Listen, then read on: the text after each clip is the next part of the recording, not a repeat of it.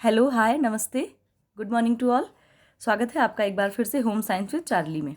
तो जैसा कि आप देख पा रहे हैं कि ये वीडियो जो है आपकी वो टीजीटी, पीजीटी, एलटी, जीआईसी और आपका जो सुपर टेट है और आपके होम साइंस के जो को भी एग्ज़ाम है जिनके सिलेबस में ग्रेजुएशन में फिजियोलॉजी है वहाँ वो लोग भी पढ़ सकते हैं। तो ये वीडियो काफ़ी आपके लिए यूज़फुल होगी। और कल हम लोगों ने इसी के बारे में पढ़ा था, इसी टॉपिक के बारे में जिसका नाम है ग्लैंड्स, ग्रंथियों के बारे में पढ़ रहे थे। हम लोग एंडोक्राइन ग्लैंड के बारे में डिस्कस कर रहे थे। तो चलिए स्टार्ट करते हैं बिना किसी देर के। सभी को गुड मॉर्निंग। और चाय वाय पी ही ली होगी सबने, कुछ लोगों ने ऐसी सुबह भी देख ली होगी, बिल्कुल निकलता हुआ सूरज। जो लोग वॉक करने जाते होंगे या रनिंग पे जाते होंगे तो उन्होंने तो बिल्कुल ही देखा होगा। चलिए तो हम तुरंत जो है स्टार्ट करते हैं इसके बारे में। कल हम लोगों ने पढ़ा था ग्लैंड के बारे में, कितने तरह की ग्लैंड होती हैं। उसमें हम लोगों ने एंडोक्राइन ग्लैंड के बारे में पढ़ा था। आपकी 8 एंडोक्राइन ग्लैंड होती हैं, जिसमें हम लोगों ने पिट्यूटरी ग्लैंड के बारे में पढ़ा था। और पिट्यूटरी ग्लैंड से आपके कितने हार्मोन निकल रहे थे? देखिए, first growth, second TSH, third prolactin, fourth ACTH, fifth FSH, 6 LH और आपका 7th MSH। इसके बाद पोस्टीरियर पार्ट से भी 2 निकल रहे थे, ऑक्सीटोसिन। इसके बाद आपका वैसोप्रेसिन। यहाँ तक हम लोगों ने पढ़ लिया था। अब हमें सेकंड नंबर पे पढ़ना है आपका थायराइड ग्लैंड से हमें स्टार्ट करना है। तो थायराइड ग्लैंड जो होती है आपकी, ये ट्रैकिया के सामने स्थित होती है।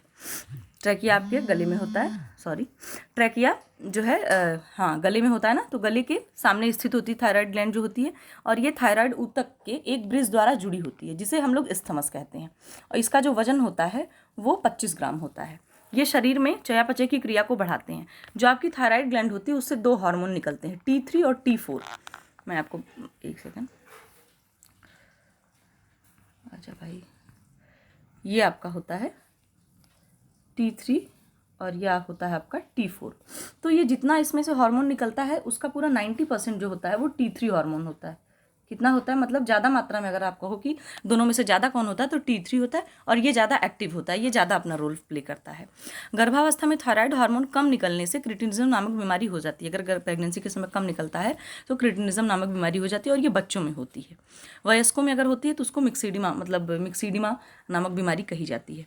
और जो थायराइड ग्लैंड ये होती है, थायराइड ग्लैंड से जो हार्मोन निकलता है, इसके लिए अगर देखा जाए कि कौन से पोषक तत्व या कौन से न्यूट्रिएंट्स आवश्यक हैं, तो इसमें होता है आयोडीन और आपका टायरोसिन अमाइनो एसिड दोनों आवश्यक होता है। आयोडीन तो आपका जो हम फूड लेते हैं उससे मिल जाता है आपको, नमक वगैरह जो, या फिर सी फूड लेते हैं। और जो आपका टायरोसिन है वो क्या होता है, आप जो प्रोटीन पदार्थ लेते हैं, मैंने आपको बताया था कि प्रोटीन की सबसे छोटी इकाई अमाइनो एसिड होती है। तो प्रोटीन जो हम खाने से लेते हैं वहाँ से टायरोसिन अमाइनो एसिड की जो है पूर्ति हो जाती है। तो अभी हम नेक्स्ट देखते हैं। थर्ड नंबर पे है आपकी पैराथायराइड ग्लैंड। ये थायराइड ग्रंथि के पीछे स्थित होती है। और ये पैराथायराइड ग्रंथियाँ भी जो होती हैं ये पैराथायराइड हार्मोन स्रावित करती हैं। कौन सी ग्रंथ है ये? पैराथायराइड है। और ये पैराथायराइड हार्मोन भी स्रावित करती हैं। और इन जो ये यहाँ से जो हार्मोन निकल रहे हैं उनका काम क्या है कि शरीर में जो आपके कैल्शियम और फास्फोरस है उसके चयापचय को नियंत्रित करते हैं। मतलब जो कैल्शियम और फास्फोरस है उनके मेटाबॉलिज्म को कंट्रोल करते हैं। और ब्लड में भी जो कैल्शियम और फास्फोरस आयन का डिस्ट्रीब्यूशन होता है उनको बनाए रखती हैं। इस हार्मोन की कमी से कैल्शियम की मात्रा कम हो जाती है, जिससे हाइपोकैलिसीमिया, जिससे टिटैनी नामक रोग हो जाता है। कहने का मतलब कैल्शियम की मात्रा कम हो जाती है तो हाइपोकैलिसीमिया हो जाता है। जहाँ पर भी आपको हाइपो लिखा हुआ मिले, हाइपो मतलब HY ये लिखा, ये स्पेलिंग मिले, तो हाइपो का मतलब ये होता है कि कम। जैसे होता है ना कि हाइपोटेंशन, कहने का मतलब BP लो हो गया, और हाइपरटेंशन का मतलब ब्लड प्रेशर ज़्यादा हो गया, इस तरह की बात होती है। तो हाइपोकैलिसीमिया का मतलब कैल्शियम की जो मात्रा है वो कम हो जा रही है, उससे टिटैनी नामक रोग हो जाता है। एकदम टू द पॉइंट वाली चीज़ें आप इतना याद रखोगे तो एग्जाम में आपका आराम से कवर हो सकता है। तो पैराथायराइड आपको याद रखना है कि थायराइड के ग्रंथि के पीछे होती है और कैल्शियम फास्फोरस का जो है नियंत्रण रखती है। इसके बाद आपका है एड्रीनल ग्लैंड। एड्रीनल ग्लैंड मैंने आपको बताया था कि किडनी के जस्ट ऊपर स्थित होती है। तो ये हमारी किडनी के ऊपर स्थित होती है, नोन एज इमरजेंसी ग्लैंड। इसको जो है इमरजेंसी ग्लैंड के नाम से भी जाना जाता है। इमरजेंसी ग्लैंड से इसलिए जाना जाता है, इससे ना 3F करके एक वो निकलता है, 3F ग्लैंड भी इसको बोलते हैं। अभी आगे मैं बताती हूँ आपको। जो शरीर में इसका काम क्या होता है कि जो शरीर में इलेक्ट्रोलाइट के संतुलन को बनाए रखती हैं। इसके भी 2 भाग होते हैं। मैंने बताया था आपको कल वाली वीडियो में कि इसमें कॉर्टेक्स और मेडुला होते हैं। तो इसका जो कॉर्टेक्स है, ये देखिए, जो इसका कॉर्टेक्स वाला भाग है, मतलब मान लो कि ये एड्रिनल ग्लैंड है तो इसका ये बाहर वाला भाग कॉर्टेक्स हो गया, इधर वाला मेडुला हो गया। तो इसका जो कॉर्टेक्स वाला भाग है उससे 3 हार्मोन्स निकलते हैं, glucocorticoid, mineralocorticoid and sex steroids. तो जो आपका ग्लूकोकॉर्टिकॉइड है ये ग्लूकोज के, ग्लूको का आप समझ जाना आप, ग्लूकोकॉर्टिकॉइड अगर कहीं मिले तो ग्लूकोकॉर्टिकॉइड का मतलब ये है कि ग्लूकोज के मेटाबॉलिज्म से संबंधित है, और मिनरलोकॉर्टिकॉइड का मतलब जो मिनरल्स आप लेते हैं उनके चयापचय से और उनके बैलेंस बनाए रखने से संबंधित है। और जो आपके सेक्स स्टेरॉइड से मतलब जो आपके सेक्स वाले हार्मोन्स होते हैं उसको बैलेंस करने का काम करता है। तो ये तीनों हार्मोन आपको याद रखना है। अब कहाँ से निकलते हैं ये याद रखना है। कॉर्टेक्स मतलब कि जो आउटर लेयर है वहाँ से निकलते हैं, और इसकी जो मतलब मेड्यूला होती है, मतलब कि जो इसका इनर वाला पार्ट है, एक सेकेंड, ये अभी मैंने आपको दिखाया, ये वाला जो अंदर वाला हिस्सा है, मेड्यूला का मतलब अंदर वाला हिस्सा, इसकी मेड्यूला से, ये मॉड्यूला लिखा गया सॉरी, इसकी मेड्यूला से क्या होता है आप याद रखो, मेड्यूला, इसकी मेड्यूला से एड्रेनलिन एवं नॉन एड्रेनलिन हार्मोन निकलता है। एड्रेनलिन को ही इमरजेंसी हार्मोन कहते हैं। जैसे मैंने बताया ना कि पूरी ग्लैंड को इमरजेंसी ग्लैंड बोलते हैं, लेकिन इसमें क्यों बोलते हैं, क्योंकि इसमें जो एड्रेनलिन हार्मोन निकलता है उस हार्मोन को जो है इमरजेंसी हार्मोन कहते हैं। और ये हार्मोन में क्या होता है कि इसको 3F ग्लैंड भी बोलते हैं, मतलब एक F से फियर, दूसरे F से फाइट, तीसरे F से फ्लाइट। इसमें होता क्या है कि जब हम कभी सडन हमारे सामने कुछ आ जाता है, या जो हम कभी स्ट्रेस ले लेते हैं अचानक से, तो उन सारी चीज़ों को बॉडी में बैलेंस करने का काम करता है। कौन करवाता है? Adrenaline hormone. और ये और काम क्या करता है, जो आपका ये हार्मोन है, आलिंद एवं निलय के संकुचन में सहायता करता है। जो आपके ऑरिकल और वेंट्रिकल होते हैं हार्ट में, उनके संकुचन में सहायता करता है। मतलब एक तरह से आप कह सकते हो कि संकुचन, समझ रहे हो ना, कि मतलब पंप करने में, ब्लड पंप होता है ना हार्ट में, तो वहाँ पर ये हेल्प करता है। और आरबीसी के निर्माण में भी सहायक होता है, और आँखों की जो आपकी समंजन क्षमता है उसमें भी सहायक होता है। ठीक है, सिंपल सी बात है, ज़्यादा कुछ इसमें बहुत सी बात नहीं है। और जो आपकी पैनक्रियाज है, पैनक्रियाज जो आपकी होती है ये एक मिक्स ग्लैंड भी है और एक्सोक्राइन ग्लैंड के रूप में भी ये काम करती है। ठीक है, और अंतःस्रावी आप ये कह सकते हो कि ये दोनों काम कर रही है। मैंने बताया था ना कि मिक्स ग्लैंड क्या है, एक्सोक्राइन भी है और एंडोक्राइन भी, लेकिन मेनली इसको अभी आप एंडोक्राइन में ही रखो। मिश्रित ग्रंथि, और ये एक्सोक्राइन ग्रंथि के रूप में पाचक ग्रंथि का काम करती है, और अंतःस्रावी के रूप में हार्मोन को सीधे रक्त में स्रावित कर देती है। पैनक्रियाज से इंसुलिन हार्मोन निकलता है जाकर के, जो ब्लड में मिल जाता है, ग्लूकागॉन भी निकलता है।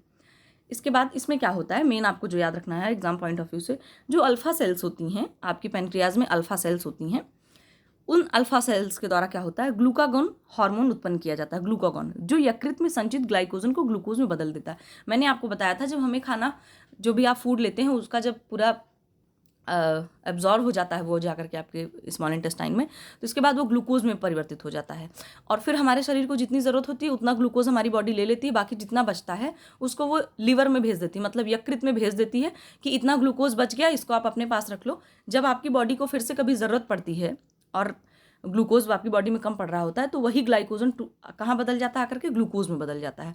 और ये बदलवाने का काम कौन करता है? Glucagon hormone. ठीक है, कि मतलब जो लीवर में आपके ग्लाइकोजन स्टोर्ड है उसको ग्लूकोज में बदलने का काम कौन करेगा? ग्लूकागॉन। और ये ग्लूकागॉन हार्मोन कौन जो है सिक्रीट कर रहा है? जो पैनक्रियाज की अल्फा सेल्स हैं। इसके बाद आ जाइए बीटा सेल पे। बीटा सेल से जो है इंसुलिन नामक हार्मोन उत्पन्न होता है। बहुत इंपॉर्टेंट है ये, और बहुत ही आम क्वेश्चन आप कह सकते हो ये हो सकता है कि इंसुलिन वाला हर कोई जानता है, तो आपको याद रखना है कि बीटा सेल से इंसुलिन नामक हार्मोन निकलता है।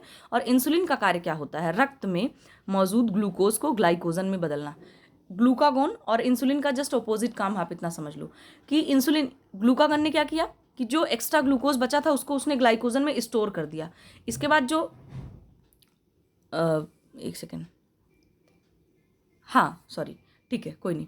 इंसुलिन का कार्य रक्त में मौजूद ग्लूकोज को ग्लाइकोजन में बदलना, मतलब जो ग्लूकोज इधर उधर घूम रहा था आपकी बॉडी में, जो बच गया था, उसको ये इंसुलिन काम क्या करता है कि जितना आपका बॉडी ने ग्लूकोज ले लिया, बाकी जितना बच जाता है उसको ग्लाइकोजन के रूप में कहाँ इकट्ठा कर देता है? वो जाकर के लीवर में, कि इसको आप स्टोर कर लो। नेक्स्ट है आपकी पीनियल ग्लैंड। पीनियल ग्लैंड क्या होती है? आपकी ब्रेन में लोकेटेड है, बड़ी छोटी सी होती है। इसको biological clock of our body भी बोलते हैं, मतलब हमारे शरीर की एक जैविक घड़ी भी बोलते हैं इसको। ये आपका क्या करती है, ऐसा एक हार्मोन बनाती है मेलाटोनिन, और इसको क्या, मेलाटोनिन क्या करता है आपकी बॉडी में? स्लीप को कंट्रोल करता है। मतलब जैसे हमें बहुत नींद आती है या कभी नींद नहीं आती है, तो यहाँ से जो ये कंट्रोल किया जाता है पीनियल ग्लैंड जो होती है, इसलिए इसको हम लोग biological clock of our body भी बोलते हैं। इसके बाद है आपकी thymus gland. It provides immunity to our body. Thymus gland जो होती है हमारे शरीर को इम्यूनिटी प्रदान करती है, और लंग्स के बीच होती है। ये डायग्राम में आपको दिखा दूंगी मैं। इट जो है it degenerate in old age. जब इंसान की एज ज़्यादा हो जाती है, मतलब बूढ़े होते हैं, तो ये धीरे धीरे धीरे धीरे गायब होने लग जाती है। इसमें क्या होता है कि दो तरह की जो थाइमस ग्लैंड होती हैं, इनमें क्या होता है कि लिम्फोसाइट्स बनती हैं। कौन सी बनती हैं? लिम्फोसाइट्स। लिम्फोसाइट्स क्या है? WBC का प्रकार, मैंने आपको ब्लड वाले चैप्टर में बताया था। तो एक होती है बी लिम्फोसाइट और एक होती है टी लिम्फोसाइट। तो जो बी लिम्फोसाइट होती है वो तो बोन मैरो में बनती है, बी लिम्फोसाइट होती है, और जो टी लिम्फोसाइट होती है वो थाइमस ग्लैंड में बनती है। तो ये धीरे धीरे क्या होता है कि जब मैंने बताया कि ओल्ड एज में ये गायब हो जाती है। तो जब ये ओल्ड एज में गायब होने लगती है तो जब ये आप ये सोचो ना, थाइमस ग्लैंड ही गायब हो जाएगी तो जो टी लिम्फोसाइट्स है वो भी गायब हो जाएगी। तो इसीलिए जब ये धीरे धीरे बुढ़ापे में गायब होने लग जाती हैं तो इंसान जब बूढ़ा होता है तो उसके अंदर से उसका जो इम्यून सिस्टम है वो भी धीरे धीरे कमज़ोर होने लग जाता है। और लिम्फोसाइट्स क्या होती हैं?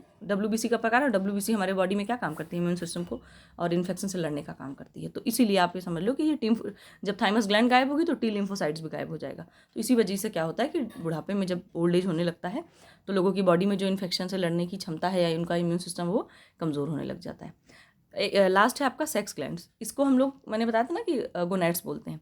सेक्स ग्लैंड में क्या होता है? मनुष्य में दो तरह की जो है सेक्स ग्लैंड्स पाई जाती हैं। एक होती है ओवरी। आप ये समझो, ओवरी किस में पाई जाती है? स्त्रियों में पाई जाती है। ये संख्या में 2 होती हैं। ओवरी कितनी होती है? 2 होती हैं। और इनकी ग्रंथियों से एस्ट्रोजन, इस ग्रंथियों से, ये ओवरी जो आपकी है, इससे क्या होता है? एस्ट्रोजन और प्रोजेस्टेरॉन नामक हार्मोन सिक्रीट होता है। कौन सा? एस्ट्रोजन और प्रोजेस्टेरॉन ओवरी से निकलता है, ध्यान रखना है। दूसरा है आपका टेस्टिस। मैंने आपको बताया था कि ये मेल में पाया जाता है। ये मेल में जो है इनकी भी संख्या 2 होती है और इनमें क्या होता है? एंड्रोजन नामक और टेस्टोस्टेरोन नामक हार्मोन स्रावित होता है। दोनों आपको याद रखना है, टेस्टोस्टेरोन और एंड्रोजन। इसके बाद एस्ट्रोजन का काम क्या है? मतलब जो फीमेल की ओवरी से निकल रहा है उसका काम क्या है? कि ये मेंस्ट्रुअल साइकिल को कंट्रोल करता है और स्त्रीलिंग से संबंधित, मतलब कि फीमेल से जितने, मतलब फीमेल की जो कैरेक्टरिस्टिक्स होती हैं उनसे संबंधित जो भी चीज़ें होती हैं उनको डेवलप करता है। और एस्ट्रोजन का स्राव अग्र पीयूष ग्रंथि द्वारा स्रावित होता है। कहाँ से? मतलब क्या बोलते हैं, एस्ट्रोजन का स्राव अग्र पीयूष ग्रंथि से स्रावित FSH, मतलब फॉलिकल स्टिमुलेटिंग हार्मोन, जो हमने कल बताया था आपको, वहाँ से कंट्रोल किया जाता है। फॉलिकल स्टिमुलेटिंग हार्मोन यही तो कर रहा था, फीमेल में एस्ट्रोजन को कंट्रोल कर रहा था और मेल में टेस्टोस्टेरोन को। इसके बाद प्रोजेस्टेरॉन का फंक्शन क्या है?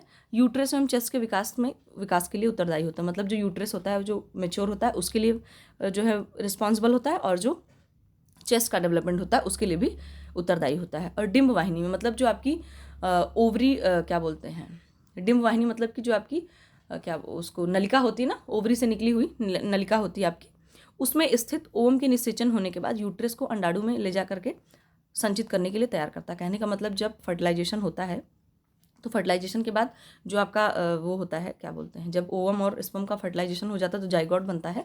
तो वो जाइगोट को ले जा करके यूट्रस में इम्प्लांट करना होता है ना। तो जो इम्प्लांट करने का काम है वो कहाँ होता है? वो कौन करता है? प्रोजेस्टेरॉन हार्मोन करता है।